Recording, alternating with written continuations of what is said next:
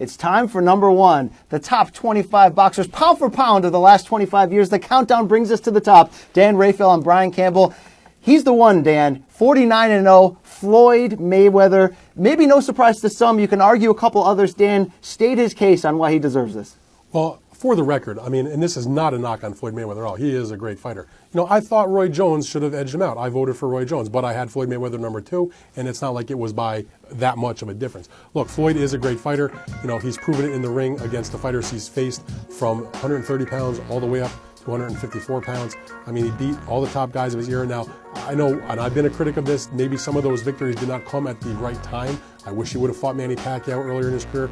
I wish that certain fights would have happened at different points in their careers, the Shane Mosley fight, for example. But there's no arguing with the results and the way in which he went about doing that. He didn't just win his fights, he won them by mostly pure domination. Not only that, but made all that money, made all that fame. But the one thing about Mayweather, despite the fame, despite the money, never did anything but work hard in the gym and get ready for his fights. Always respected the sport when it came to stepping between those ropes. Dan, just talking technically here, part of what makes this countdown fun is we say, how does this fighter do against this fighter historically? When it comes down to Mayweather, there are reasons, no matter the matchup, to kind of make a case for him. Why is that? Well, because he's blessed with such unbelievable speed. Defensively, he stacks up with any fighter in the history of boxing. I mean, you name it, from the beginning of boxing until yesterday, defensively you can make the argument that he was the best ever. He likes to say he's the best ever of all time. Defensively, maybe I'll give it to him. Not sure about the best ever, but of the last 25 years, other than maybe Roy Jones, I believe he's without peer.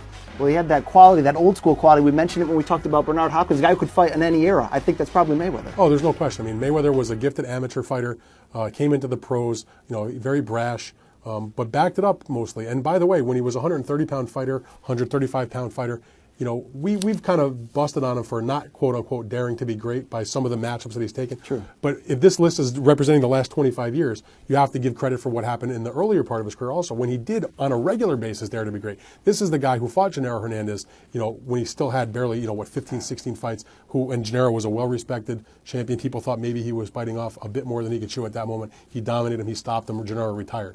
He took on Angel Manfredi at that time in his first defense. Proved himself, by the way, for sure. A guy who was clearly the number 2 guy at that time in the weight class in most people's views, dominated, knocked him out in a couple of rounds, and then, of course, the 2 fights with Castillo. As Floyd would say, the proof is in the pudding, Dan. And our voters came together. They voted Floyd Mayweather, number 1, top 25 boxers pound for pound of the last 25 years. For Dan Raphael, I am Brian Campbell. Congratulations, Floyd.